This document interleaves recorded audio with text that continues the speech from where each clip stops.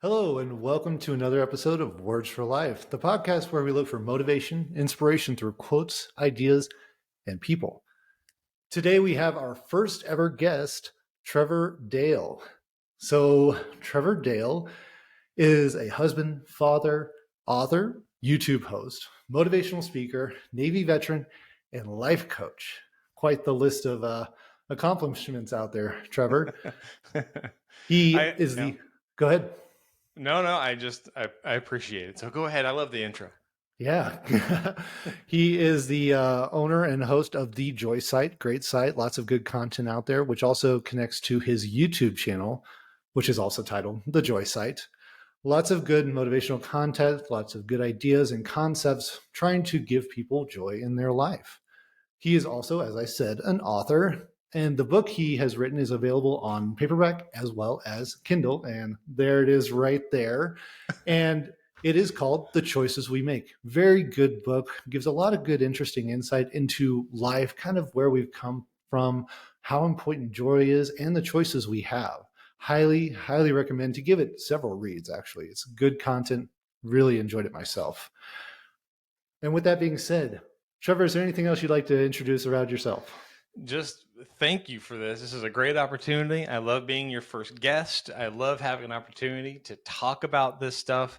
I mean, if the world needs more conversations like this, more conversations around what is possible, what we can do, and more constructive and educated conversations from folks like yourself. Like, look, here's this quote, here's the history, here's the intent. Let me guide you through it piece by piece to help you understand and absorb, how you can improve your life in these avenues. And in today's world of these intense polarized ideologies and adversary and divisiveness, having these conversations, having these resources available is just super important. So I love that you're out there doing it. It's super inspiring for me.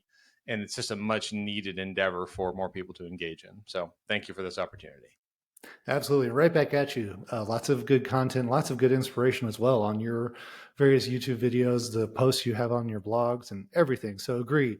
Couldn't agree more. The content needs to get out there. Everybody really is in a bad spot right now, and having Yeah. more people to spread joy, to spread motivation and inspiration is just going to make the world better.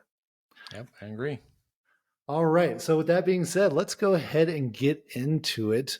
So, obviously, you have a large list of accomplishments in your life. I mean, husband, father, I mean, the list, we already went through it. But what really has inspired you to go this direction in your life, to do the Joy Site, coaching, being a motivational speaker? Let's hear it. Let's tell our No, listeners what inspired you.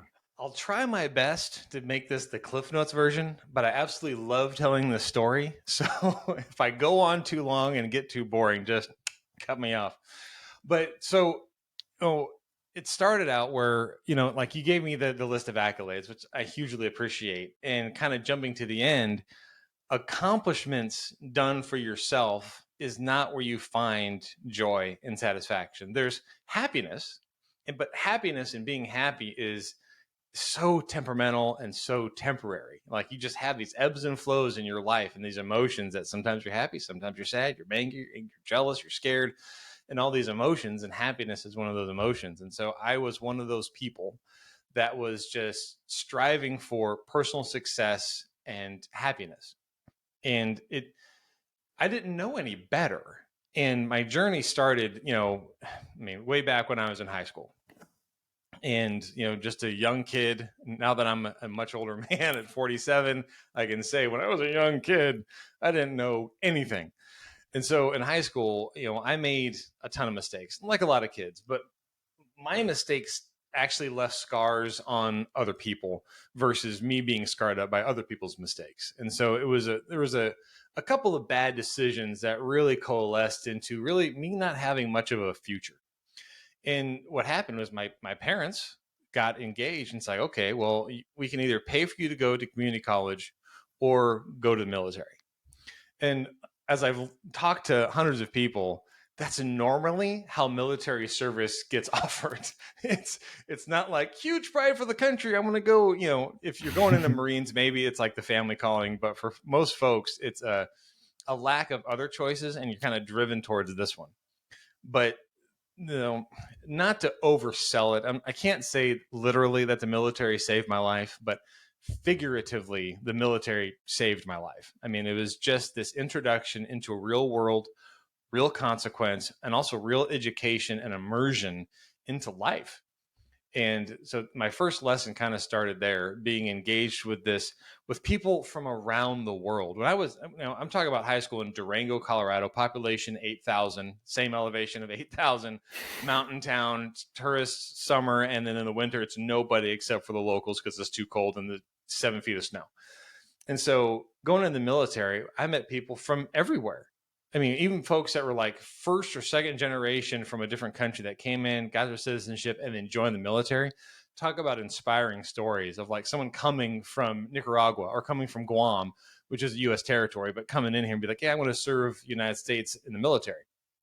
And then they had the similar stories of, well, this was the best choice for me because it affords me to get in. I do my service. Then they got their GI Bill, or they got something else that jump starts their life after the military. And so that's kind of what I did. I got in the military, got these huge life lessons, fooled around a lot, got into a lot of trouble, visited countries and got into more trouble. But all those are lessons learned. And, no one died from the trouble I got into, but, which is good. And then after that, I was married at the time. It was just a mistaken marriage. It was high school, and after the military, I were 18 years old. I said, hey, you want to get married? And she's like, sure. And we moved to Hawaii. And the second we got out of the military, we got divorced. And so that was like the first life hiccup where you thought you had it made. Like, all right, served the military, got out of the military. Oh my gosh, I don't know who I am again. And so that was like the second life lesson. You go in there, you think you have it made from 3 years in the service. And then you get out, you're like, I have no transferable skills. I know how to be in the Navy, and that's it. And so but the one thing I got was work ethic. It's one thing I was missing. My parents were very good at giving me things, but also having me earn things. But nothing is more earned than your life and livelihood while in the military. And when you get out, you have a little bit saved, but no job. You're on your own. I didn't move back to my parents. I moved with my wife at the time into Farmington, New Mexico. And so got divorced from there. I was working 3 jobs. I was living in a hotel room where the bed was in the wall and the shower was in the kitchen. These horrible circumstances, and just trying to make it through this life. I'm like, my God, I need to get my stuff together. And it was a literal pull yourself up by the bootstraps scenario. So I did. I said, all right, I need to get back. And so I lived with my brother in California. I applied at a college. And luckily for me, this is the first area where luck comes in, is I had a relatively high aptitude for technology that I found. I took these aptitude tests, and the college was like, hey, you should be this. I'm like, okay, sure. And so I went to college. It was a total immersive experience, like, 12 hours a day in school. And then I met new friends, and we, partied at night and went to school in the day. And then that was like a year-long period that was really doing some discovery. And in my book, there's a chapter, it's called The Time Between Life, where I talk about this series of time where you're just growing and evolving and testing all these things in your 20s. Test here, fail. All right, test over here, fail. Okay, moving on. So let me skip all the way forward to where I met my now wife. And I'm 37 years old. And for the previous 10 years, when I was 27 to 37, my wife and I were trying to have a kid. And so we went through 4 miscarriages. One of them was twin boys. They were miracle babies. We no one, there was no twins in our family. It wasn't in vitro or anything like that. It was just a pure miracle. And we lost them at 18 weeks. And it was the most devastating moment of my life. Still is to this day. Nothing has trumped it. I don't think anything ever will. And people that say time heals all wounds has not had a tragedy of this level. Any amount of loss. And this is something, it's a little narrow just because it's at the job you and I work at. But when we had our layoffs, the loss that other people experienced triggered the loss of the miscarriage my wife and I had. And for the whole evening, I lost it. I was crying and I was just going bananas. And I was like, all right, that's a trigger. And it just shows that these things live with you. They become part of you. And being able to recognize that and explore it is, I'm sure, what we'll get in here later into this podcast, of just kind of trying to be able to dissect your life. So all that stuff happened, and then I turned 40. Now you would think that having your kid, our daughter Charlie, who's now 9, had her at 37, you thought that would be like this pivotal moment. I'm a dad and this is great. It's not. You become a parent and you're like, oh shit, pardon my, like I need to provide. I need to get a good job. I need to make sure I'm out there and serve and da da da da da. And it was very stressful. Another life lesson just keeps coming. But when I turned 40, I was like, this isn't working. Every day I'm stressed. I'm barely making by, paycheck to paycheck. I got a kid, I got a wife. And so this is where the pivotal moment took place, where I found joy, where I found selflessness, where I found purpose and meaning. And it was just this, it was like a movie moment paradigm shift of just like, I need to change my life. I'm at the bottom. On the surface, I have stuff. I have a job. I have a kid. I have a wife. That's neat. And that surface level front page stuff was there, but there was no depth to my life, no joy that I was achieving. And so I did this thing where I need to shift from selfishness to selflessness, put others before myself. And then I came up with my motto, which is to bring joy to my family.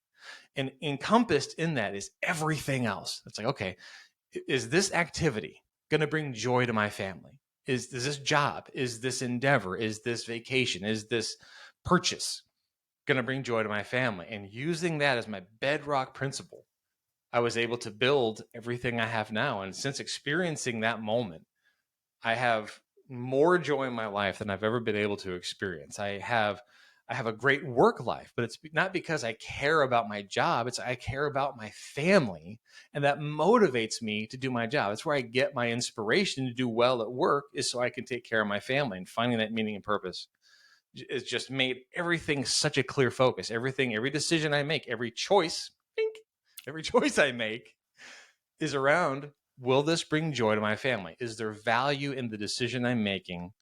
And it removes the selfishness element. The selfish part, or the benefit I get for me, is an outcome, is a result of bringing it to my family. And ever since then, I've been doing this because I'm like, oh my God, I found this magic pill. Everybody, please listen to me. This is so important. It's real. It happens. If you have inspiration and drive and goal and integrity and live your life with excellence and find joy and help other people do better in their lives, oh my God, the skies open up. And that's where I'm at now. And the fun part I'm at now is my own discovery with belief and religion and how they cross-pollinate. And I'm like, I am not a religious person. The biblical version of religion, I am not a follower. But spirituality, the power of belief, the unbelievable miraculousness of miracles, I'm a believer. I've seen it in my life, and I want to let other people know that the possibility, the positive thinking, looking at purpose and intention, these are real, tangible things that can literally change your life.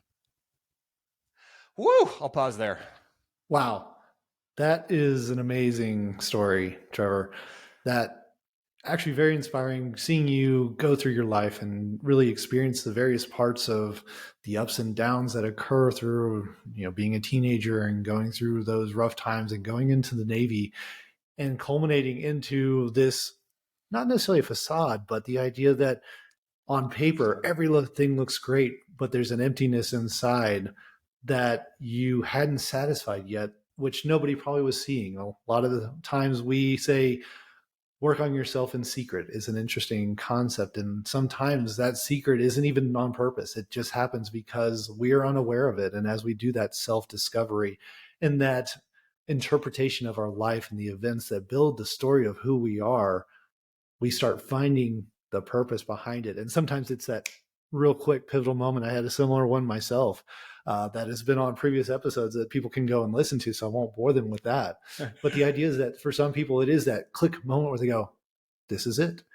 And your story of how you got there is amazing and very inspirational, that you picked yourself up, as you said, by your bootstraps, did what was necessary, and then discovered who you wanted to be, not for yourself, but really for your family and for others, which goes back to that kind of not servitude in a bad way, but servitude is in like helping others and giving others the benefit of your Yep. joy, your life force, your time, which is one of the most valuable things that we have. Our time is something that we can only give, and we can never really have somebody take it away from us. So it's extremely valuable.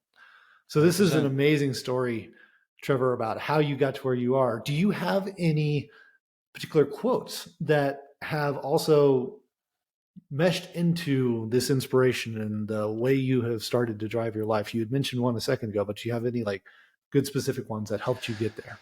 Yeah. Oh God, there's so many quotes. And when, for transparency, when you hit me with this, I was sitting like, oh my God, I got to think of a quote. There's so many quotes out there, so many beautiful moments. And so, the choices we make dictate the life we lead. The purpose of the book is a big one, because it's just, so many people are blocked by fear, and they feel like their choices are just cut off and they don't see those things. And so I was going with that one originally, but the one that I really take a lot of pride in is that beauty lives within its diversity. Ooh. Though we all might be created equal, the causality of life creates divergence.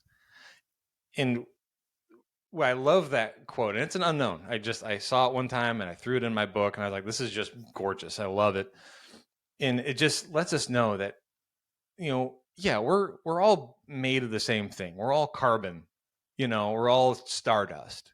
Mhm. But our makeup, our emotions, our perceptions of life, how we're raised, our environment around us when we're raised, creates this huge diversity, this beautiful opportunity for us to explore each other. And we are simply not doing that. We get Mhm. introduced to our environment by initially our parents, then our friends, our school, our environment, our community, our society, all have these polarized ideologies. And then you see it play out in the world today, see it play out on social media. I mean, you go into politics, red and blue, conservative, progressive, Republican, Democrat. And then you go in to look at these people in life that have never, ever had a helping hand, just trudging through life every second. And you're just like, man, how can we help everybody? And Mhm. it's really where I'm at. It's just like, how can we offer assistance? How can we get to a place where everyone feels the obligation to help others?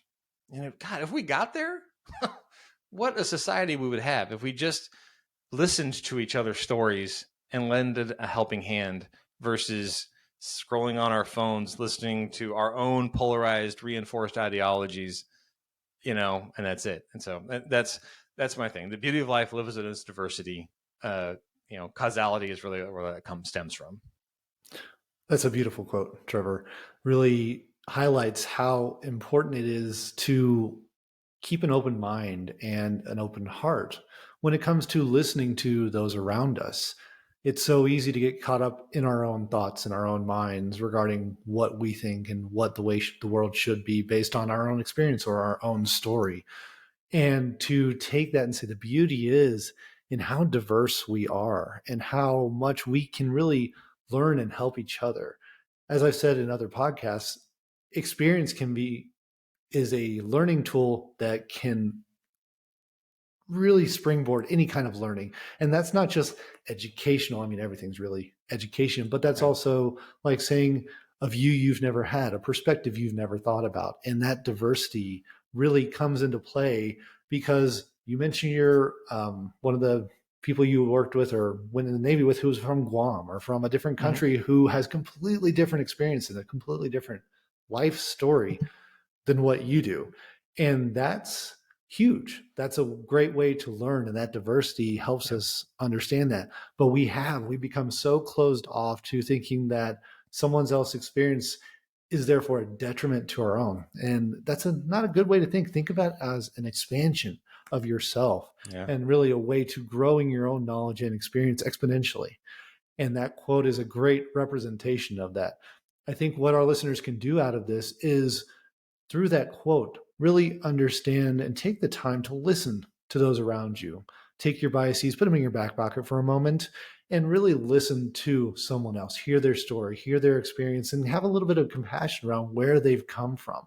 Compassion is one of those things that we're probably lacking a lot in this world today. Absolutely. So I think by fully listening and fully being present when someone is speaking and really accepting what they have to say, not judging it, not looking at it as, oh, well, mine's different, so it's not good, but really just listening. Everybody's perspective is unique to them. It is their own reality.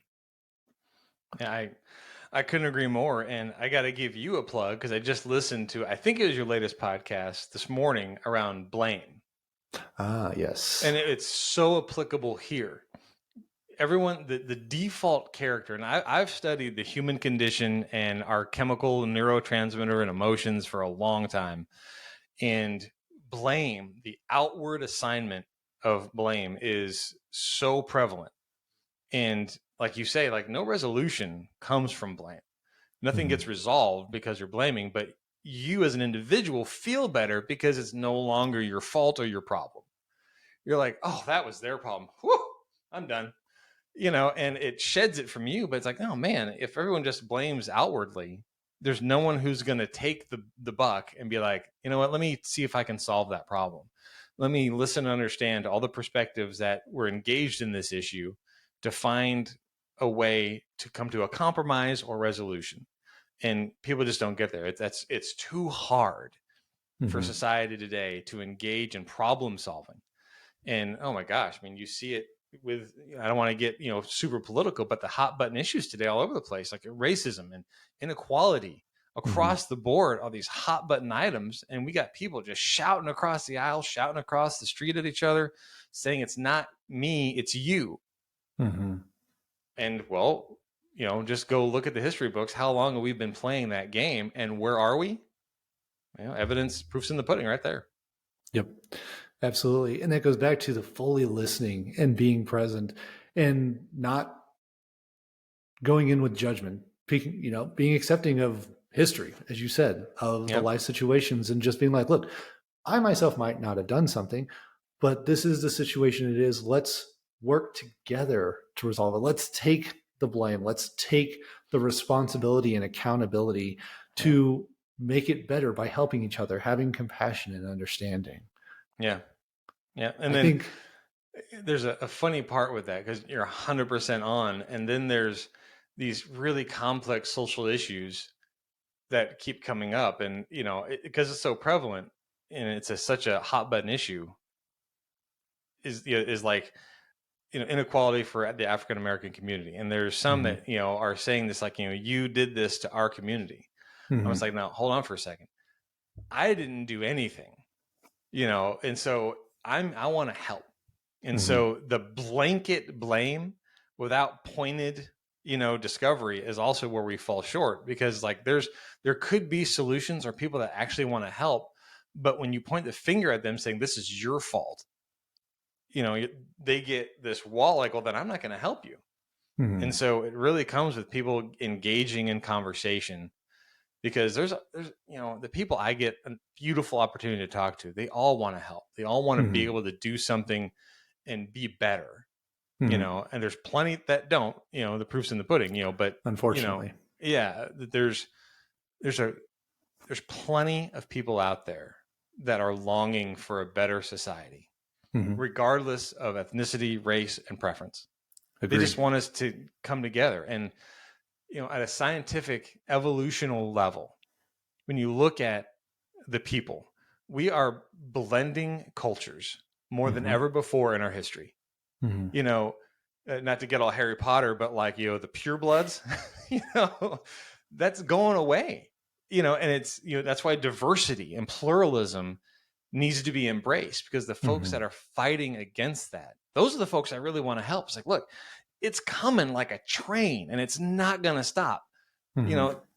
If you have an ideology, it's going to get blended with a different one, and you have to be able to absorb that. Let me help you. Let me help you be able to digest new ideas and ingest new experiences, so we can be part of this beautiful expansion and evolution of our mixed races, because it's an awesome thing and there's so much strength there. But It's hard to come by right now. So we got more of Absolutely. us, man. We need more of us out there. Yep. We need more listening, more fully presence. We need people to really want to help each other. And I think that's Absolutely. really where that your quote comes from. The beauty is in the diversity, Yep. right? And the more we can be diverse and supportive and listening and being fully present, I think that'll just help the world even more. I Absolutely right, think this man. I think this has been an excellent episode, Trevor. I really appreciate you taking the time to come on and give your perspective and give that beautiful quote that everybody can truly listen into and understand and use that to learn and expose themselves and grow as a society and all together to help one another. So Absolutely. greatly appreciated. And to those of you out there listening, please thank Trevor. Don't forget to go and check out his website. He's got the Joy site. He has his YouTube channel. Also, go take a look at the copy of his book, The Choices We Make. There you go, right there. Lots of good content, lots of good thoughts. And remember, the purpose we want to do is to bring the world together, to help each other, and create something that is going to benefit everybody. And by having compassion and listening fully and growing from everyone else's experiences without judgment, that's how we do it. That's how we can find it. And don't forget to add joy in there. Absolutely right. And I appreciate all the kudos you're giving me. I just have to throw some back your way. Your podcast is just aces. I love it's short and sweet, so it matches the listener attention span. That just takes 6 to 10 minutes and listen to this thing. Just get a little bit of something every day instead of scrolling through TikTok for 15 minutes. Listen to one of your podcasts for 15 minutes, and just it's single topic, just like the one I listened to on Blame. You review a quote, you discuss it, you break it down, and it's just so prevalent. It has helped me.